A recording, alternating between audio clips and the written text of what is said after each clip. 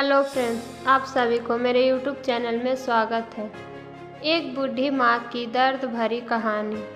3 साल हो चुके थे बेटे को अपना घर छोड़कर विदेश में बसे हुए। इन 3 सालों में बूढ़ी माँ और ज़्यादा बूढ़ी हो गई थी। 75 वर्ष की उम्र में सुलोचना देवी की याददाश्त काफ़ी कमज़ोर होती जा रही थी।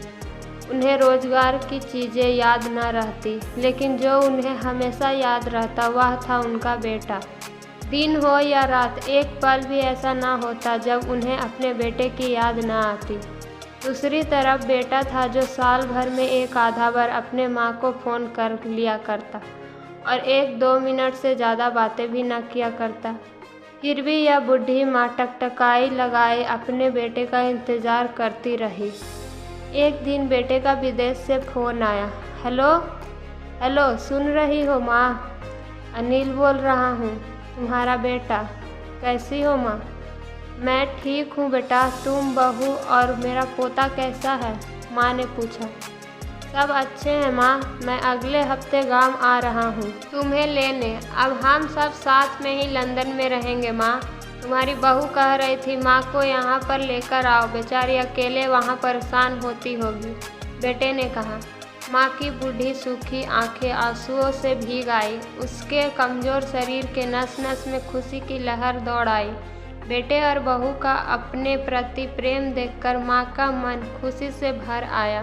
बेटे ने आगे कहा, माँ तैयार रहना, मुझे ज़्यादा दिन छुट्टियाँ नहीं मिली है।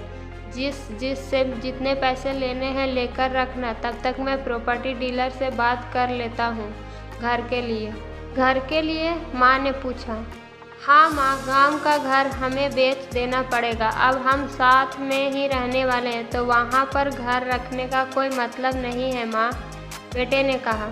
बुढ़ापे की वजह से ठीक से चलने में असमर्थ माँ ने पूरे मोहल्ले में घूम घूम कर अपनी इस खुशखबरी को सबको सुनाया। सभी को खुशी हुई। सबको लगा माँ जी के आखिरी दिन अपने परिवार के साथ खुशी से बीत जाएंगे। घर वापस आकर माँ ने अपने घर के कोने कोनों को ऐसा देखा जैसे वह अपने दूसरे बेटे को देख रही हो। देखे भी क्यों ना, उस घर को अपने बेटे से कम थोड़ी समझा था। अपने पति के साथ 40 साल यहीं तो बिताए थे, लेकिन अब मजबूर भी बुढ़ापे के आखिरी साल बेटे और बहू के साथ बिताना चाहती थी। दिल पर पत्थर रखकर घर बेचने के लिए माँ तैयार हो गई। आनन फानन में बेटे ने घर को आधे दामों पर बेच दिया। माँ ने ज़्यादा नहीं, लेकिन जिन चीज़ों से दिल लगा था उन चीज़ों को समेटा और बेटे के साथ टैक्सी में बैठकर एयरपोर्ट के लिए चली गई। एयरपोर्ट पर आकर बेटे ने माँ से कहा, माँ तुम यहाँ बेंच पर बैठो, मैं सामान और बोर्डिंग पास की जांच कराकर आता हूँ।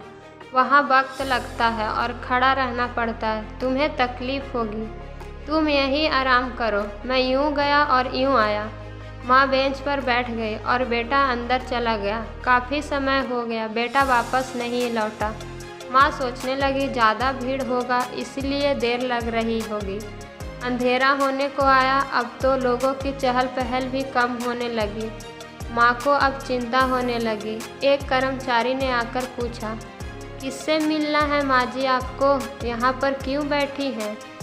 डरती हुई आवाज़ में सुलोचना देवी बोली, मेरा बेटा अंदर सामान की जांच कराने गया है, लंदन जा रहे हैं हम। क्या नाम है माँ जी आपके बेटे का? कर्मचारी ने पूछा। अनिल नाम है मेरे बेटे का, सुलोचना देवी ने बताया। कर्मचारी अंदर गया और थोड़ी देर बाद बाहर लौटा। उसने सुलोचना देवी से कहा, माँ जी लंदन जाने वाली फ्लाइट तो दोपहर में ही जा चुकी है और आपका बेटा भी उस फ्लाइट में बैठकर लंदन जा चुका है। अब आपके यहाँ बैठने का कोई मतलब नहीं है, आप भी अपने घर चली जाइए, सुलोचना देवी बोली। क्या जा चुका है और मैं घर जाऊं? घर? माँ की आंखों से आंसुओं के सैलाब उठने लगे। जैसे तैसे माँ घर पहुँची, जो अब उसका था ही नहीं, बीत चुका था। वो भी बरामदे में तुलसी के पास सो गई। घर के नए मालिक को उस पर दया आई तो एक कमरा किराए से उसको दे दिया।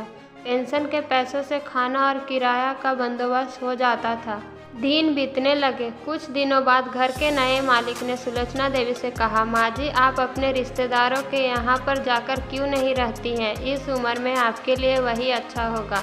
सुलोचना देवी बोली, अच्छा तो होगा, लेकिन अगर मेरा बेटा वापस आया तो उसका ख्याल कौन रखेगा? मेरा बेटा बहुत भोला है, उसे अपना ख्याल रखना बिल्कुल नहीं आता। मैं कहीं नहीं जाऊंगी, क्या पता कब उसे मेरी ज़रूरत पड़ जाए। माँ ने कहा, दोस्तों सच बता रही हूँ। माँ की ऐसी बातें सुनकर मेरी आंखों में आंसू आ गए। किसी ने सच ही कहा, पूत कपूत हो सकता है, लेकिन माता कभी कुमाता नहीं हो सकती है। दोस्तों, आप सभी से हाथ जोड़कर विनती करती हूँ, अपने माता पिता की जितनी हो सके सेवा करना, उनके साथ कभी बुरा बर्ताव मत करना, क्योंकि सच में फ्रेंड्स, माँ बाप के चरणों में ही जन्नत है और कहीं भी ये खुशी नहीं मिलेगी जो माँ बाप के साथ मिलती है। अगर आपको हमारी स्टोरी पसंद आई हो तो लाइक कीजिए, शेयर कीजिए और कमेंट में बताएं कि यह स्टोरी कैसी लगी। ऐसी और स्टोरी के लिए हमारे चैनल को सब्सक्राइब करें।